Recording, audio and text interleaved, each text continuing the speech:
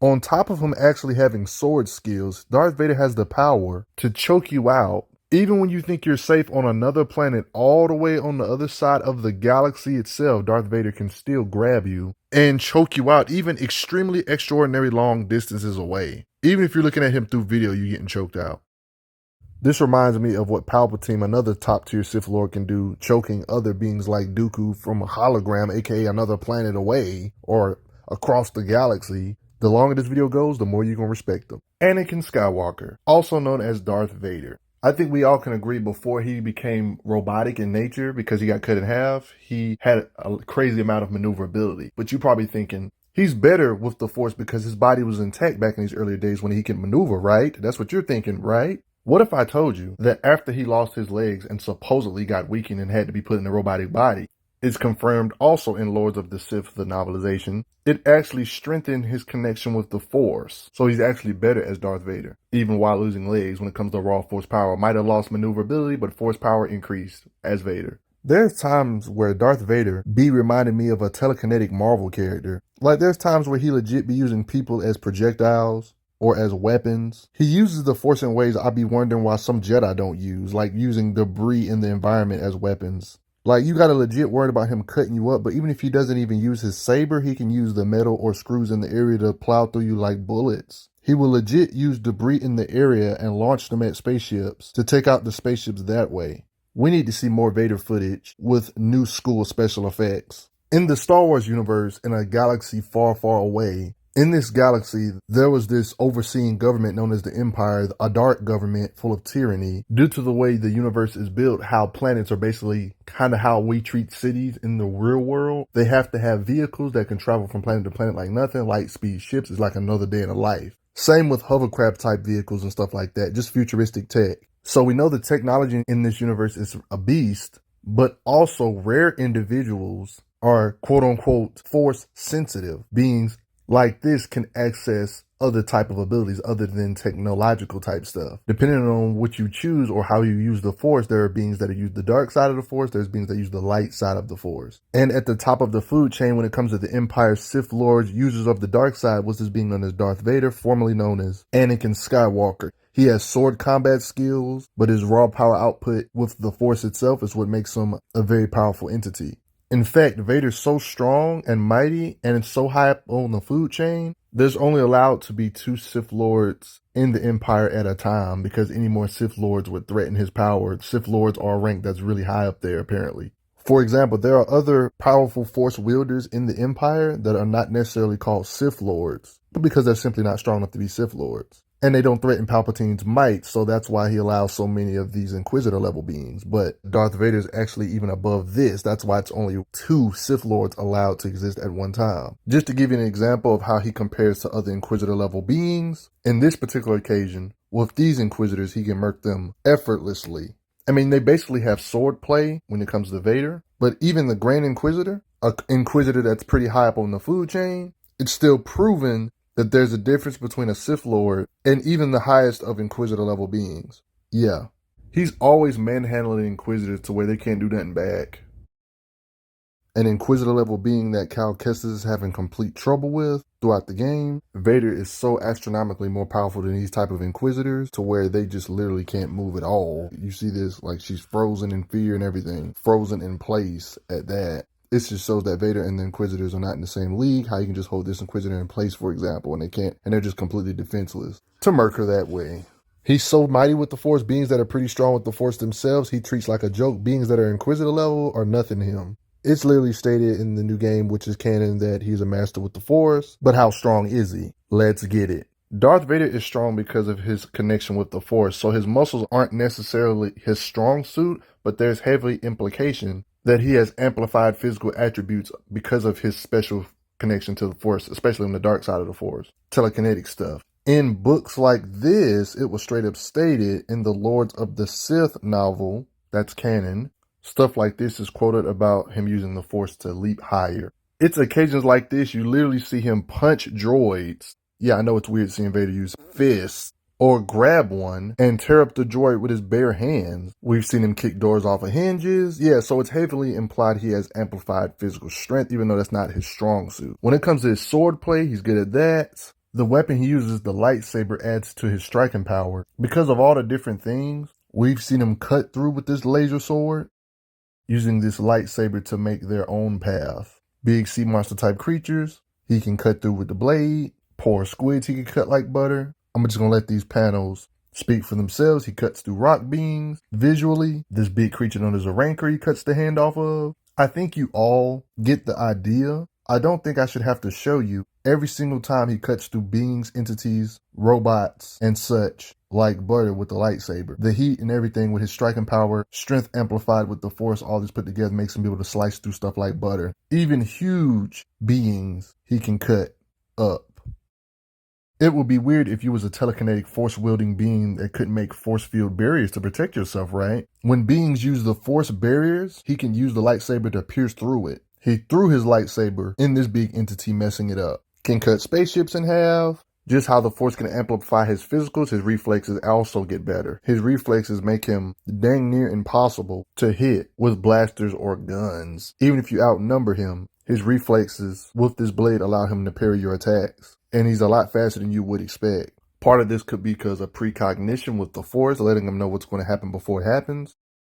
Allow him to deflect sniper shots. Like he's deflecting all of this bullcrap like a blur. Speed blitz chops. Deflecting blasts from tanks back to the tank, destroying the tank. I don't think you guys understand how impressive this is. He's deflecting all these people shooting at the same time with one lightsaber. That's speed. More examples of occasions like this. Do you see these reflection backs with fighting speed?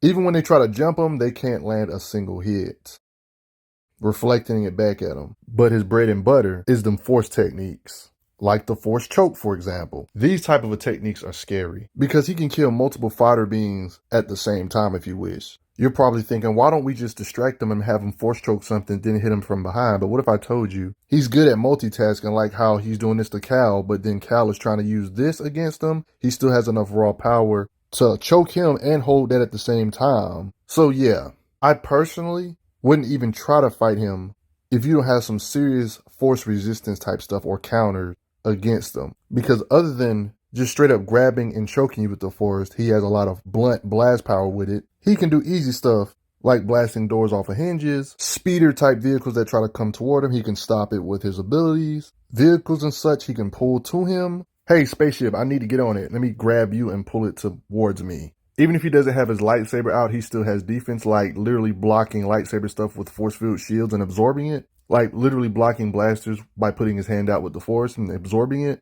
It's plenty of occasions like this. Defending blaster shots just by putting his hand up. This guy is literally on some Invisible Woman type stuff because he was literally submerged in lava and he was able to use the force to shield his body from the lava. Yo, rock type beings, he can make a force field around himself and shield himself. And even if you blast him with flamethrowers, he can protect himself against that crap. Or even falling debris. Even if he's completely submerged in water, he can make his own little air bubble technically, aka force field basically, and keep it around himself for protection. Even if you try to catch him off guard, he can stop your attack with pure force ability, like that.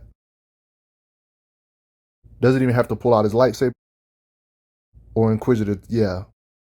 With the power of his force abilities, things that have to weigh over 10 tons, the ATDPs or ATSTs, he can use his raw power with the force to lift up both of them with his force abilities. If you still have your doubts, it's another occasion of him lifting an ATST up in the air. So already we know he can lift up big bullcrap like this, 2 of them at the same time, at least 20 plus tons he can lift. Lifting up stuff like this seems to be easy and low difficulty. Thick steel doors that are supposed to be locked, you know, Vader can use the force to open it up because he's the man, the myth, the legend. Even when all this BS falls on top of him, when it comes to his raw force power, he's got the raw force power to blast all that BS off of himself. Big chunks of debris he can lift up off himself or move it out of his path. Big ships like this, even with the powerful thrusters, he can stop from taking off with his raw force ability. To make matters worse, he can rip it apart into shreds with his raw blast power. One of my favorite looking flashier feats with the force when it comes to Vader is when this AT-AT tried to step on Vader. Not only did he stop it with the force, to tear this big thing apart. This type of vehicle doesn't exist in real life, so it's hard to get a reading on how heavy this thing is, but some people have calculated over there on Wikipedia that would have to weigh over 1,000 tons. And they said it would weigh over 1,000 tons. because they compared it to a normal tank that will weigh over 20 plus or 60 up to 60 tons and such. Based on this information, he can lift at least 1,000 tons if we detect those calculations they have on Wikipedia as Bible or as legit. You may think 1,000 tons is impressive, but you got to remember, beings that are considered nothing compared to Darth Vader, like other Jedi level beings like Kanan, along with him and Ezra Bridger, in comparison to his force ability or force raw power, he can just straight up overpower manhandle completely, like with ease. Why am I bringing this up? Because beings that are leagues weaker than Vader can move around asteroids with the force. Beings like this, Kanan and Ezra, working together can help move big old temples like this with the force. And this junk looks like on some mountainsides type stuff. And working together, they was able to lift up big stuff like this with the force. Yeah. Besides, this guy struggles against the Grand Inquisitor, and we all know that the Grand Inquisitor doesn't want that smoke from Vader, and there's a gap between Vader and the Grand Inquisitor. But the best way to understand how strong Vader is to compare his raw force ability to his son, Luke Skywalker. They're both same blood. Narratively speaking, the father and the son were comparable to each other when it comes to lightsaber skills and the raw output of the Force. So whatever Luke Skywalker can do in the Force, Vader is right up there with him. This is crucial because Luke Skywalker's blast could shake the entirety of a Star Destroyer with his blast power. If Luke can produce this kind of force, then so can Vader with the Force be able to shake something this massive. There's like legit Photoshop images of how big a Star Destroyer would look in comparison to an actual city. As you can see, the space it takes up, one can say it could be as large as a small town. Look how many buildings it encompasses when it comes to the size if it was in the real world. We know this ship doesn't really exist, but there's people that have calculated some possible estimations on how much it could possibly weigh. And there's calculations that have come out with an estimated weight of saying it has to weigh over 4 million tons. And for these beings like Luke and Darth Vader to have this kind of force raw power output, that's like saying Vader and Luke can produce force output that can shake 4 million tons. And if you compare the length of a Star Destroyer compared to the size of real life buildings, for it to weigh this much, it actually makes sense, since even smaller buildings can weigh hundreds of thousands of tons. Yo, this is a gigantic structure for the Star Destroyer to be this big compared to buildings. That's a lot of blast power. So when you see non-canon stuff like Starkiller doing stuff like this to Star Destroyers, technically Star Wars characters in canon can do similar stuff.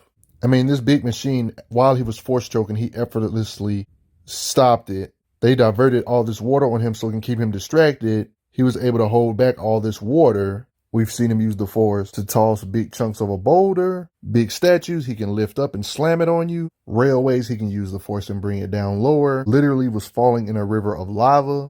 When he got down there, he parts it, then uses the lava in combat against Chewie. I mean, why he always blasting lava on beings? All this water, he can do some Moses stuff and part it. If you try to shoot missiles at him, he would just use the Force and send them back.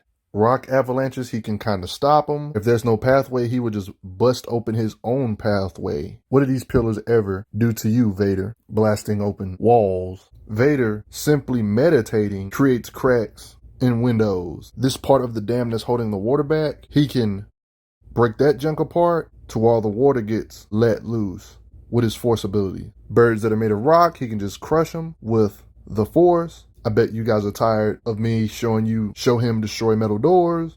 Even large ones he can blow away. He's so mighty, even if you have like a ship, he can just blow up the ship. You're in like that with the wave of a hand. He can do omnidirectional attacks. He can control a lot of different things or bridges at the same time. When Cal from Star Wars, the new game, was running away from him, he's lifting all of this BS or destroying it, or one could say busting it up. Yeah, lifting that up too. Insanely thick doors he can stop with the Force and sling other stuff from the ground at you. He even blasted Palpatine backwards in this scenario. And Vader and a whole bunch of Inquisitors was able to temporarily hold back a large chunk of this tsunami water with all of them using the Force, even though they were eventually overwhelmed, but that's a lot of water. There was this Sith temple that Vader and Ahsoka was fighting in the Star Wars Rebels. This bullcrap that was about to detonate shows that Vader was right next to the bullcrap. This explosion was ridiculously large, and Vader was right next to this. Look at this mess. It's like the size of a town. There's a few ways you can look at this. Vader shielded himself with the Force, or his armor helped him endure it. Regardless of it, his defense helped him withstand this. As you can see, hopefully you got a newfound respect for Vader. What do you guys think, though? Do you respect his power and might? What do you like about him the most? His sword play or his Force ability? I liked him as Anakin when it comes to sword combat and stuff like that, but when it comes to his force abilities and how he's not afraid to spam his force abilities is a lot more flashy as Vader. But what do you guys think? Before I get going, I gotta quickly say thank you all that have took the time to donate. Appreciate it a lot. Helps out a lot. Respect Vader. I'm glad you are enjoying your time on the channel. Make sure you check out the playlist on the channel to see other How Strong videos. If you like what this channel is offering, make sure you hit that subscribe button, and I will see you guys later.